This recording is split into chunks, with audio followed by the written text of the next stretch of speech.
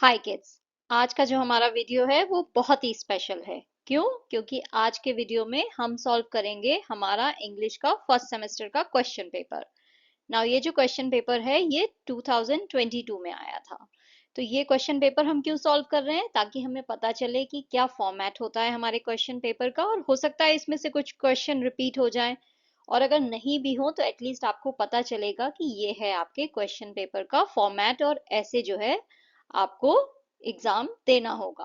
तो ये जो है आप जरूर ट्राई करो सॉल्व करने का। ऐसे आपको और भी पुराने पेपर्स मिले तो वो जरूर जो है सॉल्व करो। इससे क्या है, आपकी प्रैक्टिस होती है, आपको पता चलता है पेपर कैसे आ रहा है। तो ऐसा नहीं है कोई क्वेश्चन आया और आप एकदम से सरप्राइज हो गए कि ये क्या है, ये तो मुझे पता ही नहीं है, ऐसा मैंने कुछ किया ही नहीं है। तो इससे जो है आपको आइडिया लग जाएगा। तो चलिए वीडियो स्टार्ट करते हैं। So our first question is make a meaningful sentence by using the given phrase. Phrase क्या है? Knew no bounds, यानी किसी चीज की कोई सीमा नहीं होना। जैसे मैं आपसे कहूँ कि मुझे इतनी खुशी हुई कि उसकी कोई सीमा ही नहीं थी, तो सेम वही फ्रेज का मतलब है न्यू नो बाउंड्स। तो हमने सेंटेंस क्या बनाया है? Her excitement knew no bounds when she received the news of her scholarship. जब उसको न्यूज मिली कि उसे स्कॉलरशिप मिल रही है तो उसकी खुशी की कोई सीमा ही नहीं थी। Write the root words of the following words. इन वर्ड्स के रूट वर्ड्स यानी बेस वर्ड लिखना है। तो फॉलन का क्या है? Fall, right? फॉल से बना है फॉलन। फॉलन जो है वो फॉल का पास्ट पार्टिसिपल है। वुडन का बेस वर्ड रूट वर्ड है वुड। वुड से बना है वुडन। वुडन क्या है? एडजेक्टिव है। नेक्स्ट आपको इन वर्ड्स के एंटोनिम्स यानी ऑपोजिट मीनिंग वाले वर्ड लिखने हैं। रफ का ऑपोजिट क्या होगा? Soft, smooth, even. वार्म का क्या होगा? कोल्ड या कूल। नेक्स्ट क्वेश्चन है say whether each of the verb underline below are finite और नॉन फाइनाइट। तो ये जो सेंटेंस है इसमें ये जो दो वर्ब्स हैं स्टैंड और प्रोड्यूसिंग, ये फाइनाइट हैं या नॉन फाइनाइट हैं वो आपको बताना है। तो नेक्स्ट जो स्लाइड है उसमें मैं आपको अच्छे से एक्सप्लेन करूंगी फाइनाइट एंड नॉन फाइनाइट क्या होता है। यहाँ पे हम आंसर देख लेते हैं। स्टैंड जो है वो फाइनाइट वर्ब है क्योंकि ये जो है प्रेजेंट टेंस ये दिखा रहा है और सब्जेक्ट से अग्री कर रहा है। सब्जेक्ट क्या है? वी। तो वी के लिए यहाँ पे है स्टैंड। प्रोड्यूसिंग क्या है? नॉन फाइनाइट वर्ब है क्योंकि ये जो है आईएनजी में एंड हो रहा है, तो ये जेरेंट फॉर्म में है, और ये जो है सब्जेक्ट या टेंस के अकॉर्डिंग चेंज नहीं होगा, तो ये नॉन फाइनाइट है। जो सब्जेक्ट टेंस के अकॉर्डिंग चेंज नहीं होता है वर्ब वो कहलाता है नॉन फाइनाइट, और जो चेंज हो जाता है वो होता है फाइनाइट। नेक्स्ट क्वेश्चन है वर्ड चेन आपको बनानी है डिबेट वर्ड से। तो यहाँ पे आपको चार वर्ड्स बनाने हैं। तो डिबेट में क्या बन रहा है? एक तो डेट बन रहा है, डेट एंड हुआ ई से, तो मैंने ई से बनाया ईट। फिर टी से जो है टी, और ए से बनाया एट। तो ये जो है मैंने ऐसे वर्ड चेन बनाई है चार वर्ड्स की। Let's see finite verbs and non finite verbs. तो ये हैं वर्ब्स की दो कैटेगरीज। फाइनाइट वर्ब जो है वो आपको सेंटेंस का टेंस बताएगा। सेंटेंस कौन किस टेंस में यूज हो रहा है, प्रेजेंट टेंस है, पास्ट टेंस है, फ्यूचर टेंस की बात हो रही है, ये आपको किससे पता चल रहा है? फाइनाइट वर्ब से।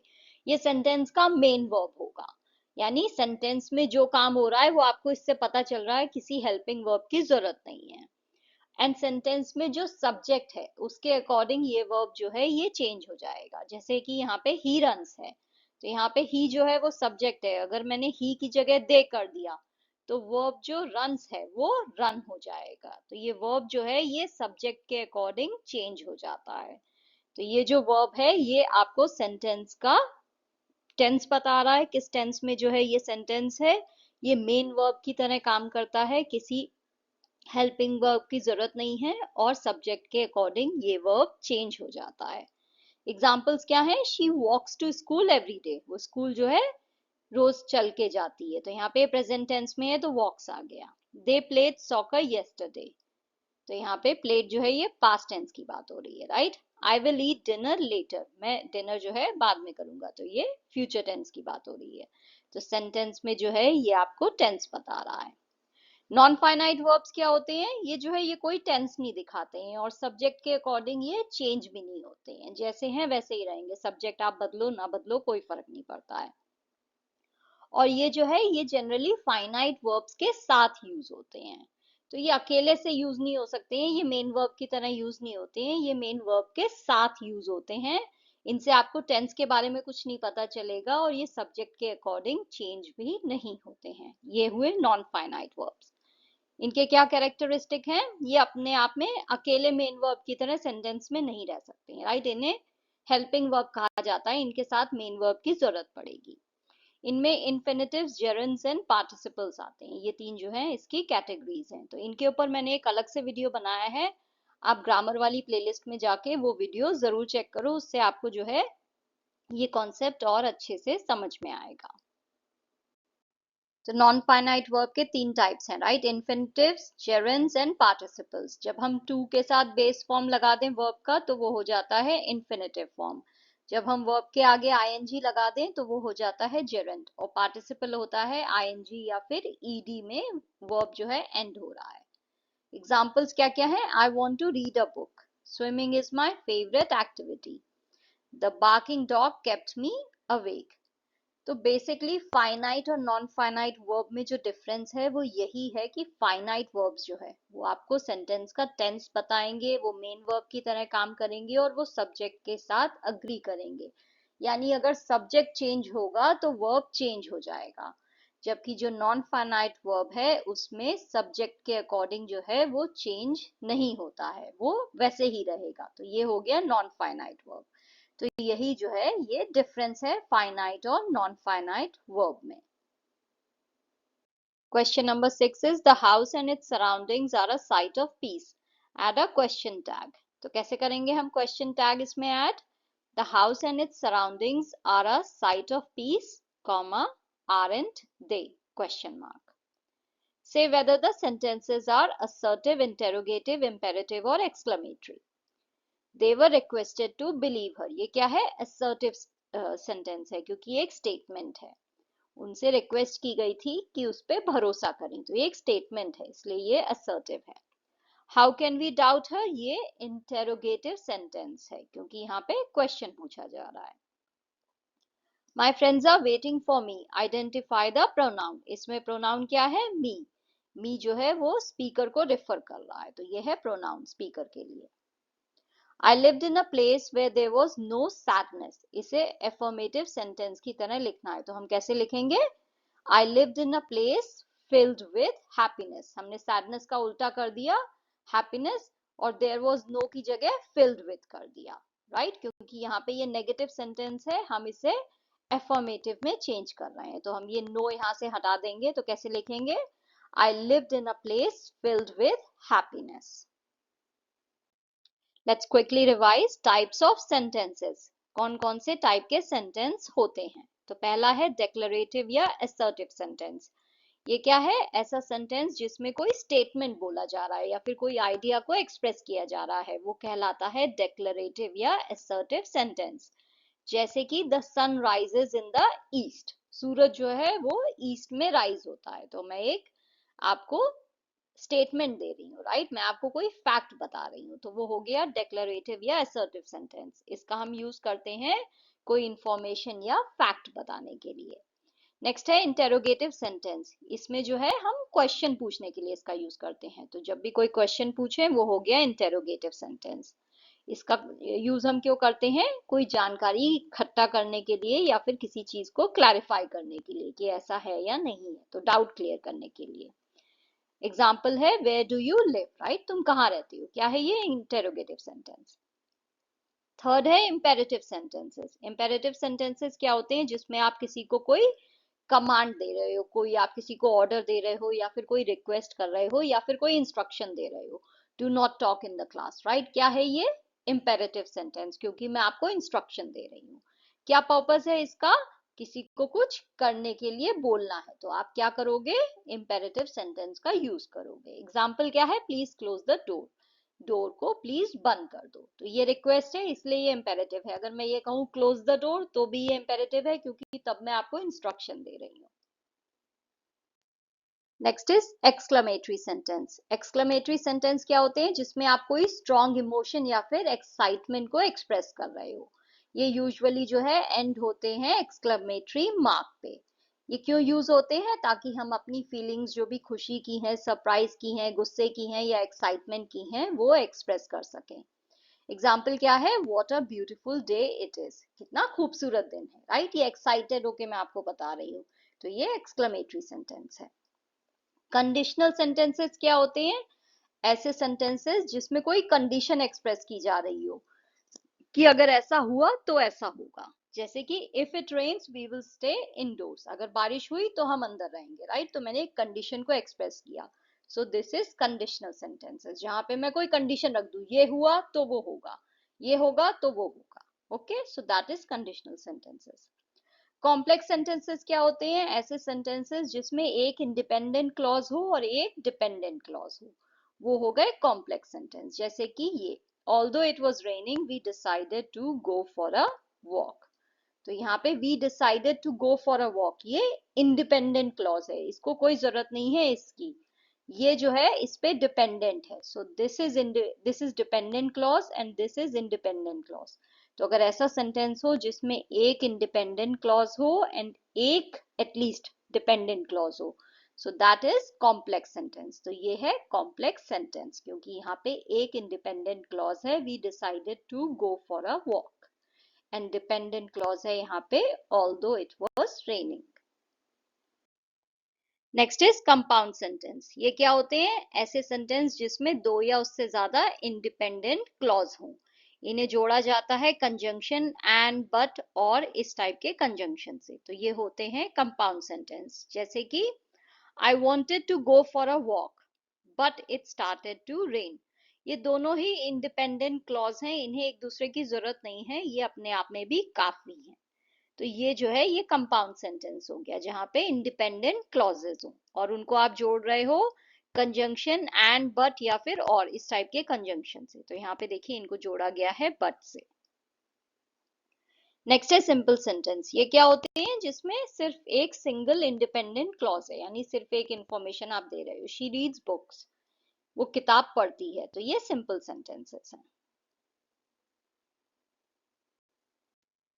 नेक्स्ट जो आपका क्वेश्चन है, उसमें आपकी बुक का जो चैप्टर है, God created man and women as equals, उसमें से पैराग्राफ दिया है।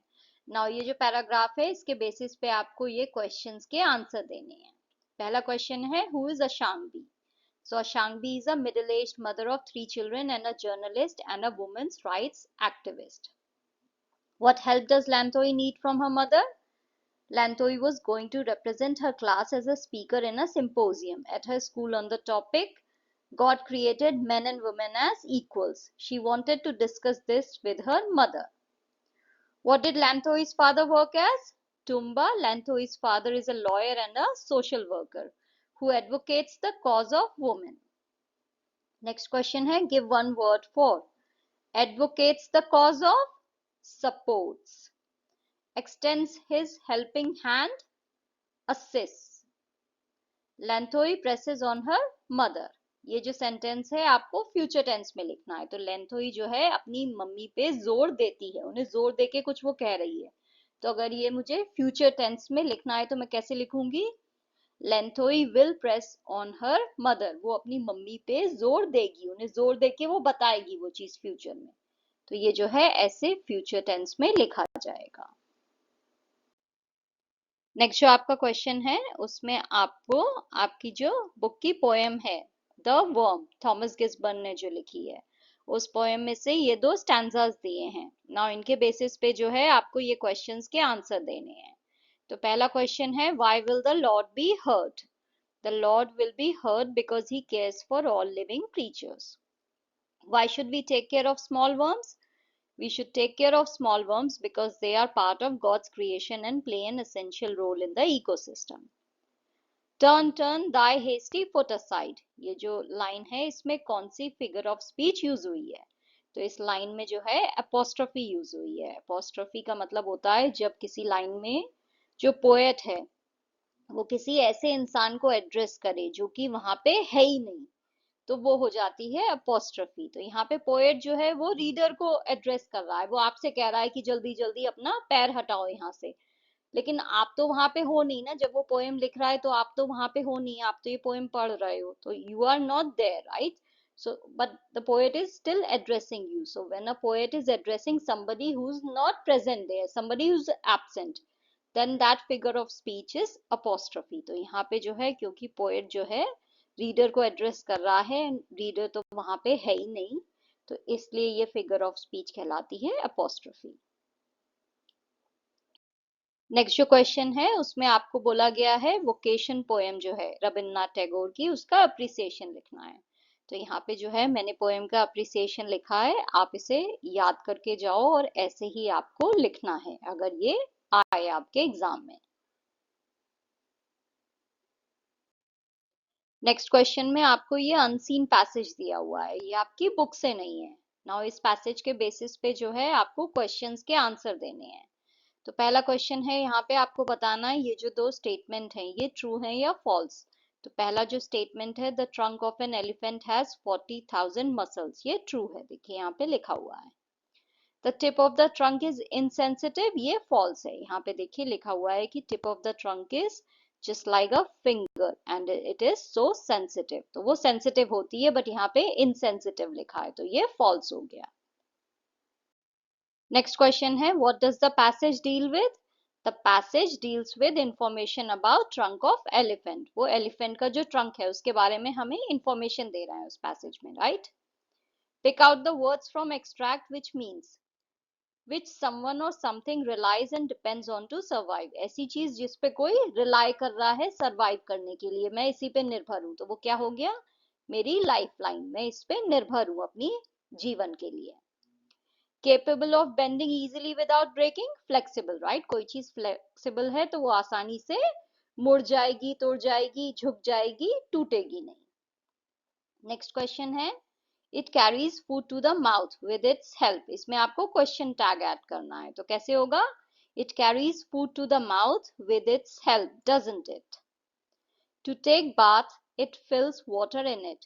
Pick out the infinitive and make sentences using the same. तो ये जो सेंटेंस है इसमें इन्फिनेटिव क्या है, टू टेक, तो इससे जो है हमें एक नया सेंटेंस बनाना है इन्फिनेटिव से। तो क्या है, to take a bath you should fill the tub with warm water. तो आप कोई और सेंटेंस भी बना सकते हो बट ये जो सेंटेंस है इसमें इन्फिनेटिव टू टेक है। नेक्स्ट क्वेश्चन है, why should animals be conserve according to you. तो आपके हिसाब से जानवरों को क्यों हमें बचाना चाहिए। तो यहाँ पे मैंने इस चीज के ऊपर एक छोटा सा पैराग्राफ लिखा है। Animals should be conserved because they are essential for biodiversity and ecosystem health, contribute to cultural and ethical values, provide economic benefits through ecotourism and sustainable practices, aid scientific research, and help regulate the climate. Their conservation ensures ecological balance and supports the well-being of future generations. Next जो question है उसमें आपको बोला गया है कि आपके area के जो पुलिस इंस्पेक्टर हैं उनको जो है आपको एक लेटर लिखना है। तो ये एक फॉर्मल लेटर होगा, राइट, क्योंकि पुलिस इंस्पेक्टर को लिख रहे हैं। लेटर में क्या लिखना है, आपको उन्हें बताना है कि आपका जो एरिया है उसमें एक चोरी हुई है कल रात को, इसके बारे में जो है आपको पुलिस इंस्पेक्टर को बताना है। तो चलिए देखते हैं लेटर का फॉर्मेट क्या है। तो ये है हमारे फॉर्मल लेटर का फॉर्मेट, ये आपको ध्यान से देखना है, ऐसे ही आपको कोई भी फॉर्मल लेटर लिखना है। सबसे पहले लेफ्ट हैंड साइड पे टॉप पे आएगा आपका नाम, आपका address, city, state, zip code, email address and फिर डेट। फिर उसके नीचे आप जिसको भी लेटर लिख रहे हो उसकी डिटेल्स आएंगी। तो यहाँ पे पुलिस इंस्पेक्टर, पुलिस स्टेशन का नाम, एड्रेस, माजीवड़ा थाने, जो भी एरिया आप लिख रहे हो आप वहां पे यहाँ पे उसका नाम लिख सकते हो। नेक्स्ट आएगा subject, report of burglary in Majiwada. फिर आप लेटर स्टार्ट करोगे डियर सर या मैडम से। I am writing to bring to your immediate attention a burglary that occurred last night in our neighborhood of Majivada Thane. Several residents, including myself, heard unusual noises around midnight. Upon investigation, we discovered that a house on following street had been forcibly entered. तो यहाँ पे आप उस street का नाम लिख सकते हो। The owners who were out of town returned to find their valuables stolen, including electronics and jewelry. The incident has caused considerable fear and anxiety among the residents of Majivada. We believe that increased police patrols and community awareness initiatives could help prevent such incidents in the future. We kindly request your prompt action in investigating this matter and ensuring the safety of our neighborhood. We are willing to cooperate and provide any information that may assist in your investigation.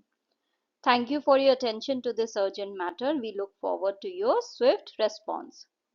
फिर उसके बाद आप यहाँ पे ऐसे sincerely लिख के उसके नीचे अपना नाम, अपना कॉन्टैक्ट नंबर और आपकी जो भी कम्युनिटी का नाम है, जो भी आपकी नेबरहुड है, बिल्डिंग का नाम है, एरिया का नाम है, वो आप यहाँ पे लिखोगे। तो ये जो है ये फॉर्मेट है फॉर्मल लेटर का, याद रखना है, राइट। कोई और भी फॉर्मल लेटर आए तो इसी फॉर्मेट में लिखना है। याद रखिए आपको मार्क्स जो है फॉर्मेट के मिलेंगे। तो अगर आप ये जो है ये सब ऐसे करेक्टली लिखते हो, ये लेफ्ट में, फिर उसके नीचे ये सब्जेक्ट, फिर डियर सर मैडम एंड यहाँ पे थैंक यू करके फिर ऐसे सिंसियरली, इन्हीं सब चीजों के आपको मार्क्स मिलेंगे। नेक्स्ट आपको बोला गया है कि ये जो प्रोवर्ब है, ये जो मुहावरा है, as you sow shall you reap, जैसा बोओगे वैसा ही काटोगे, इसे जो है आपको एक्सपैंड करना है अपने शब्दों में। तो अपने शब्दों में आपको इसे और ज्यादा एक्सप्लेन करना है। तो यहाँ पे जो है इस पेज पे जो है मैंने इस प्रोवर्ब को जो है एक्सपैंड किया है अपने वर्ड्स में। ऐसे ही आप और भी राइटअप्स पढ़ो, और भी ऐसेज जो है वो पढ़ो इंटरनेट की मदद से अपनी बुक्स में, और उन्हें थोड़ा थोड़ा याद करने की कोशिश करो, या फिर एटलीस्ट थोड़ा सा उन्हें समझने की कोशिश करो, ताकि जब एग्जाम्स में आए तो आपको पता हो उसका मतलब क्या है और आप कैसे उसे जो है और ज्यादा अच्छे से एक्सप्लेन कर सकते हो। तो ये सब चीजों के लिए जो है आप जितना ज्यादा रीडिंग करोगे उतना ज्यादा ही आपके लिए बेहतर होगा। याद करने की कोई जरूरत नहीं है, ऐसे कोई याद नहीं करता है। आप उसे जो है बस रीड करो, ताकि जो है आपके दिमाग में वो रहे, आपको एटलीस्ट थोड़ा सा आइडिया रहे कि आप ये सारी चीजें जो है इस सब्जेक्ट पे, इस टॉपिक पे लिख सकते हो। Thank you for watching. If you liked the video, please like, share and subscribe the channel. Thank you.